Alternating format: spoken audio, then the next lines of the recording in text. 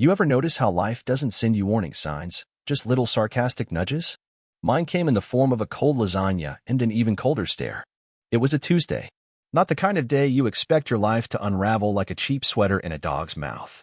I walked into the house, briefcase in hand, rain dripping from the collar of my coat, and there she was, Melissa, sitting at the dining table, wearing lipstick she hadn't touched in months.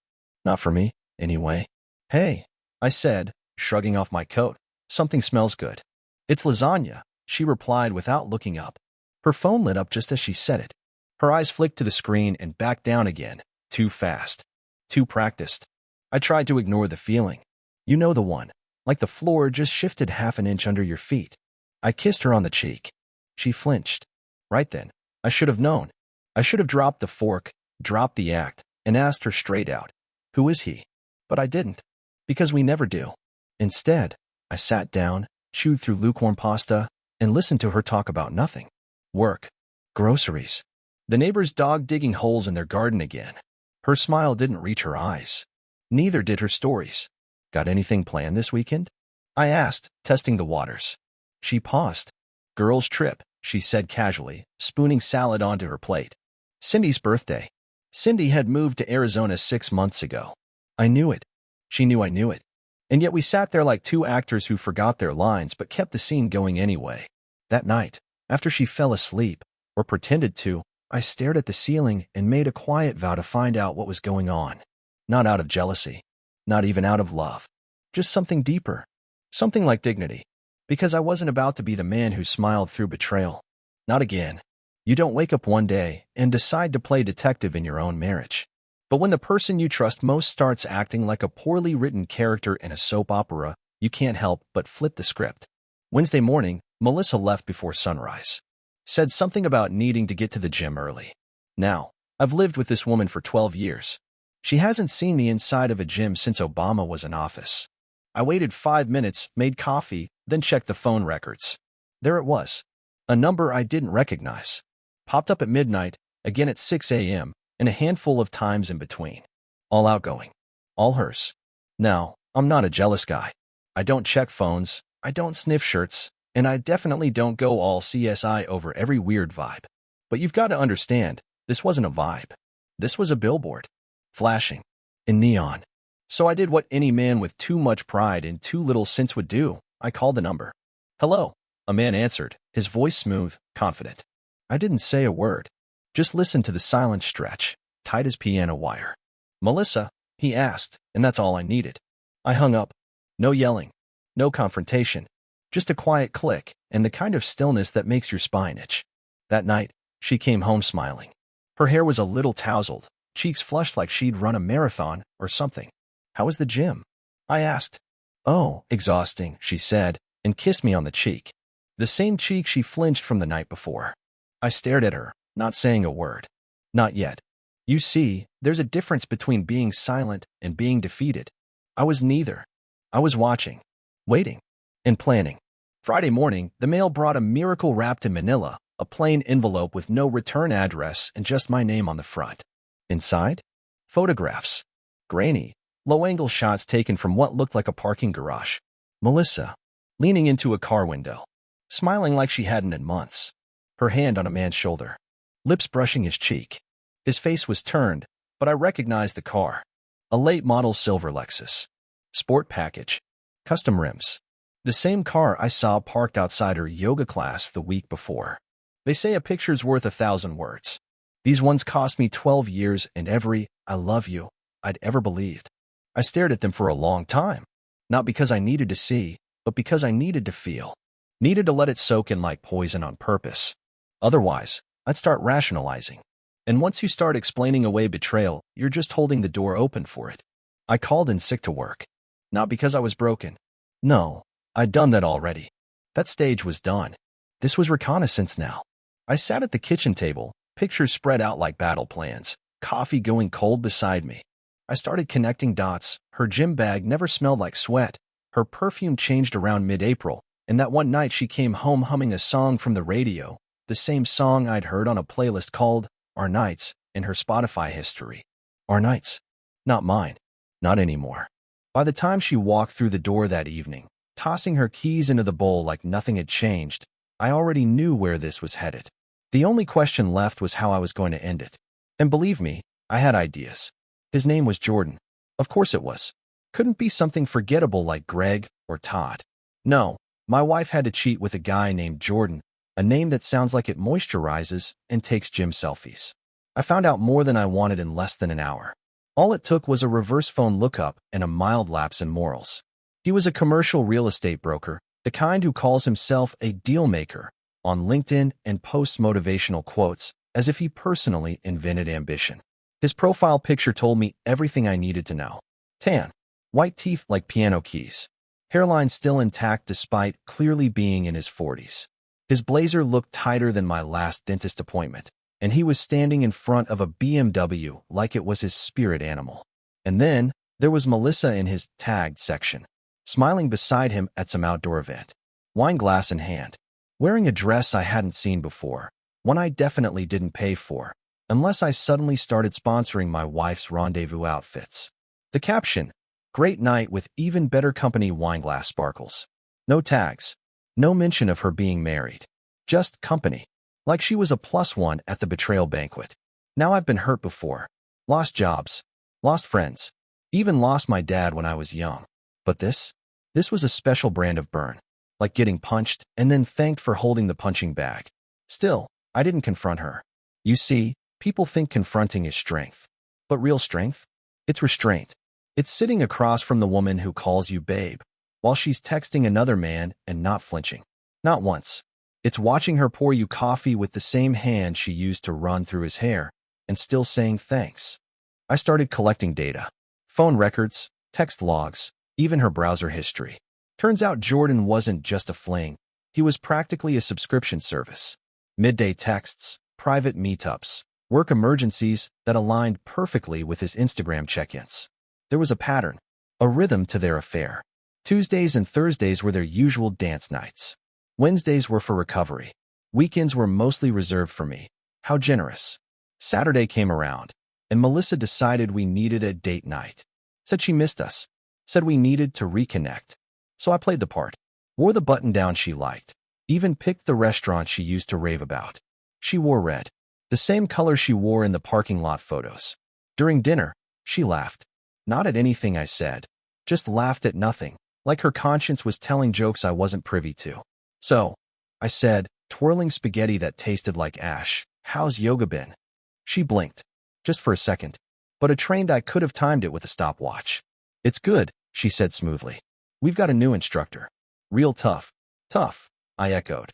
"Like, you can't walk the next day kind of tough?" She nodded, sipping wine. "Exactly." I smiled. So did she. Two people sipping poison from the same glass. When we got home, she slipped into the shower, presumably to wash off the lies, and I went into her purse. I'm not proud of it, but pride had already taken a back seat to clarity. Her phone was still warm. No lock. Jordan had texted just 10 minutes ago. "Hope he didn't bore you to death. Miss your voice already." Sunday plans. That's when something shifted in me. Not rage. Not heartbreak. Something quieter. Colder. A clarity I hadn't felt in months. I went to the garage and opened the box I hadn't touched since my dad passed away. Inside, a .38 revolver wrapped in an old army towel. It still smelled like oil and stories. I didn't touch it, didn't even lift it, just stared.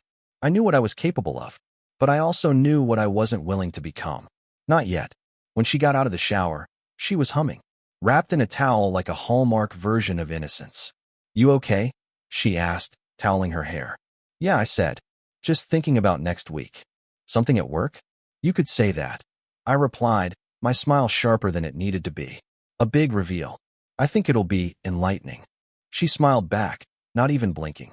I slept beside her that night, one arm draped over the woman who'd cut me open with 1,000 tiny lies. But here's the thing. I wasn't planning revenge. I was preparing justice. And justice, like lasagna, is best served cold. There's an art to revenge. It's not about explosions or big speeches. It's about timing. It's about giving the guilty every opportunity to walk away and watching them sprint in the opposite direction. Sunday morning, Melissa made pancakes. Let me repeat that. Pancakes. The last time she made breakfast without burning it. Obama still had hope posters. She even threw in blueberries, my favorite, like nostalgia could undo betrayal. I smiled, played along, kissed her on the cheek while handing her the syrup. I even said, "Thanks, babe." Her smile faltered just a hair, like she sensed something had shifted but couldn't quite name it. After breakfast, she said she was meeting Cindy again, this time for brunch. Apparently, they had so much to catch up on. I nodded, asked her if she wanted me to pick up groceries on the way back.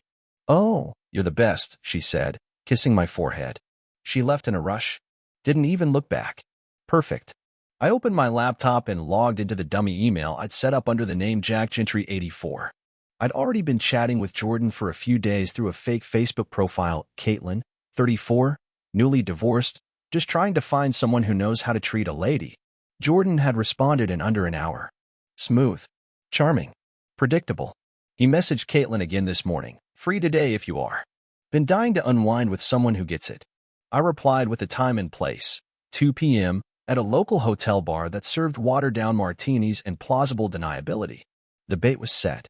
I packed a small bag, GoPro, receipts, the photos, even a little voice recorder I found at Best Buy. And just for old time's sake, Melissa's wedding vows, tucked neatly inside an envelope. If this was going to end, it was going to end with the truth, on paper, on video, on tape. And maybe on her conscience, if such a thing still existed. At 1:55, I parked across the street from the bar and watched from behind tinted glass. Sure enough, at 2:04, Jordan strolled in. Aviators, leather jacket, smug as ever. He ordered something with too many syllables and sat in a corner booth like he owned the place. I followed 5 minutes later, camera already rolling from inside my jacket pocket. I walked straight past him, through the lobby, and into the hallway that led to the conference rooms. Caitlin, of course, would never show. Jordan, however, stayed. For 40 minutes. Alone. Staring at his phone, probably wondering why his backup girlfriend hadn't arrived. Meanwhile, back at the house, Melissa had no idea her iCloud was syncing photos automatically. No clue her location was pinging straight to my account. And definitely no idea that while she was sipping mimosas with her lover, her husband was laying breadcrumbs straight to a courtroom.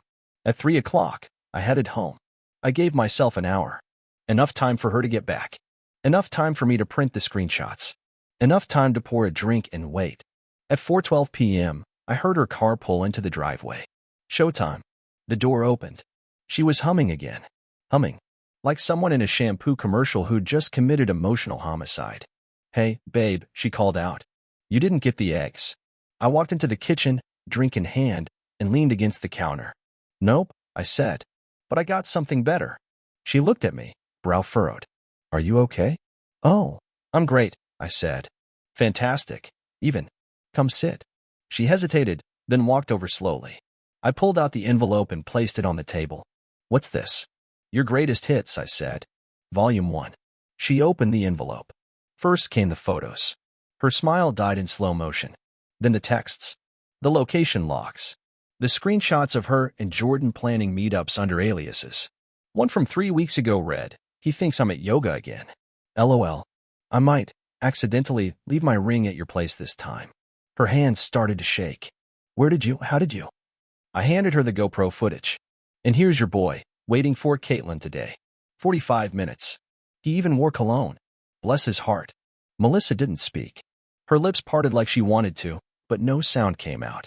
"That's everything," I said, standing up. "Oh, except this." I pulled out the last sheet. Her wedding vows.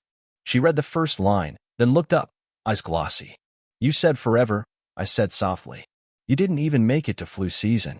She reached for my arm. "Aaron, don't." The word stopped her cold. "There's a bag by the door," I said. "It's got everything you'll need for a week. After that, I expect you to find a lawyer." She stood there, shaking, a deer in the headlights of her own decisions. "You don't have to do this," she whispered. "I know," I said, "but I want to." She moved toward the door, hands still trembling. She paused halfway through the doorway and looked back. "I never meant to hurt you." I nodded once. "But you did." And then she left. That night, I didn't cry. I didn't scream. I poured another drink, sat in the chair she always complained was too stiff, and watched the rain hit the windows like the sky itself was letting go. The truth had arrived. And it wasn't asking for permission. The house was quiet now. Not peaceful. Not calm. Just quiet. That kind of hollow silence you get after a party ends, when the laughter's gone but the confetti's still stuck to your floor. Her perfume still lingered faintly in the hallway. Sweet. Floral. Fake. I sat alone, sipping bourbon from a chipped glass, the kind she always said we needed to replace. I liked the chip. It gave the glass character, imperfection with a story. A scar, if you will. The silence wasn't an absence anymore. It was a presence. A man-shaped shadow in the room with me, sitting in Melissa's old chair, arms crossed, watching. That's when I knew I wasn't angry anymore. No. Anger was loud. Anger screamed, punched walls, begged for an explanation. This was something deeper. This was clarity. Monday morning rolled in like a slow funeral procession. Gray skies, quiet streets. I called into work and said I needed a few days. My boss didn't ask why. Good man. Probably figured it out. I drove out to the lake house we bought 5 years ago and barely used. Melissa always said it was too far from the city, too inconvenient. I found that ironic now. Seemed like a fitting place for reflection.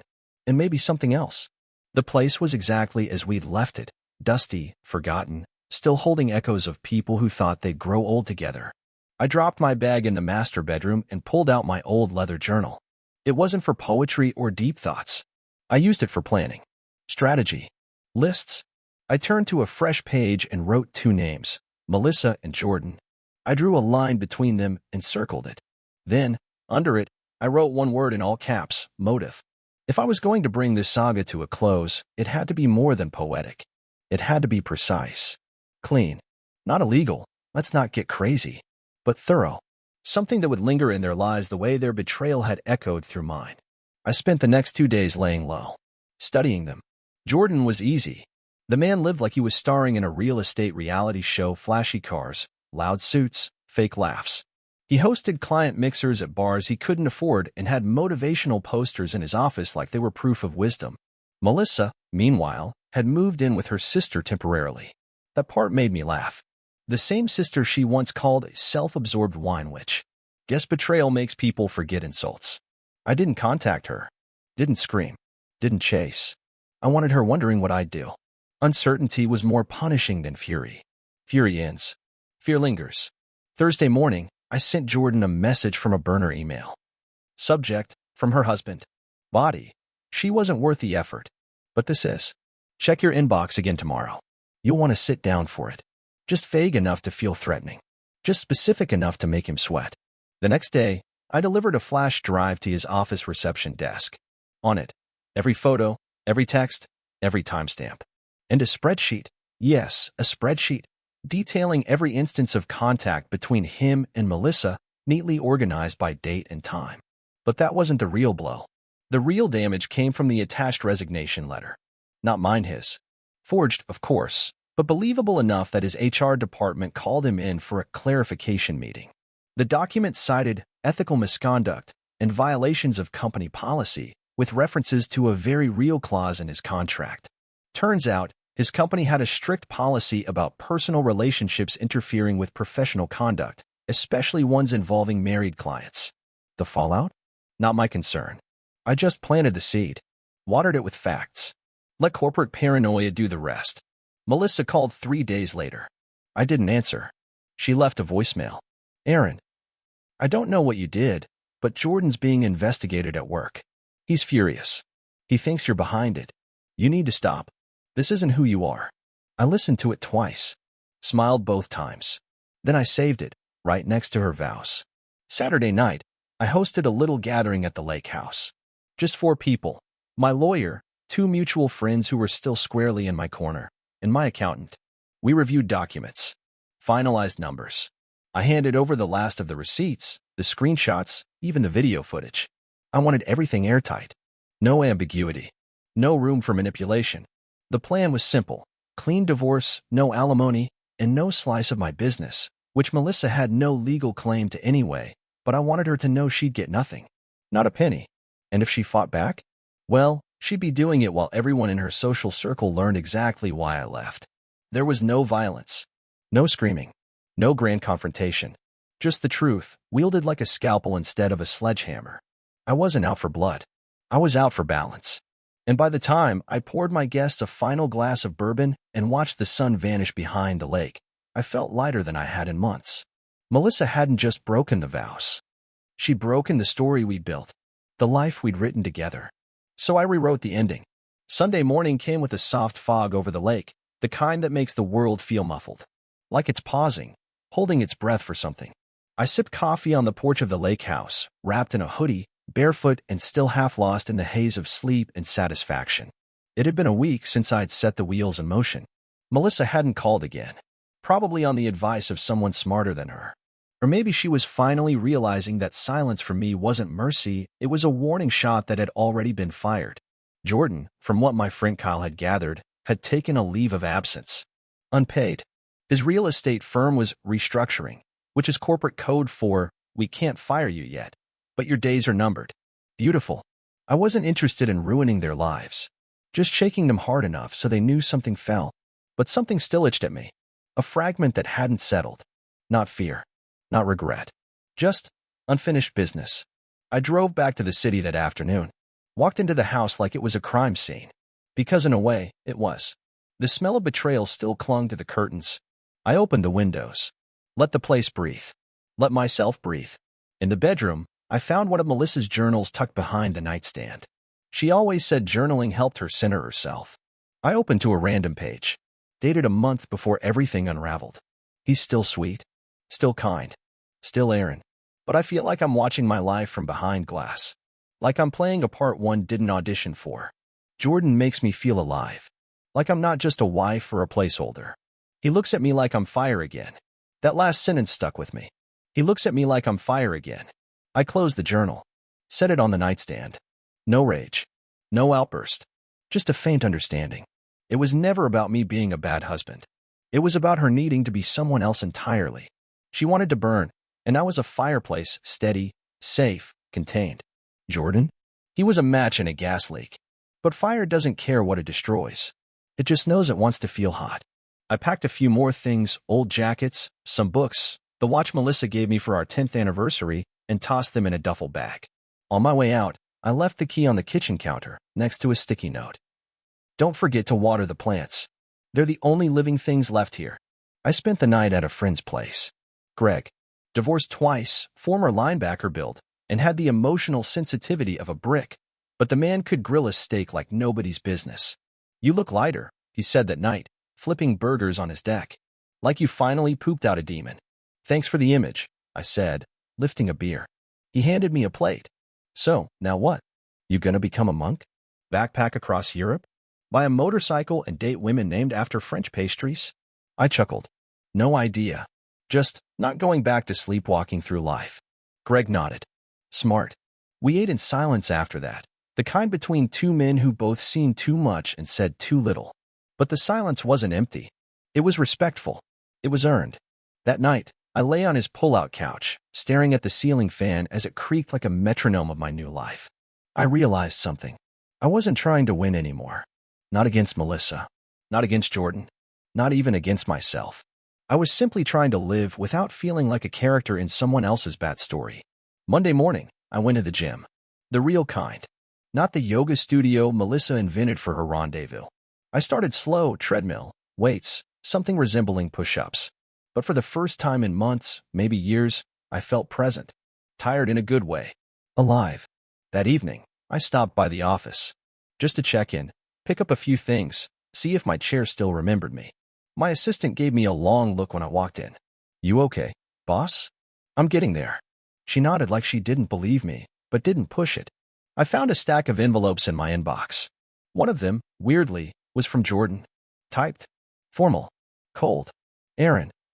I don't know what you think you accomplished, but if your goal was to ruin me, congratulations.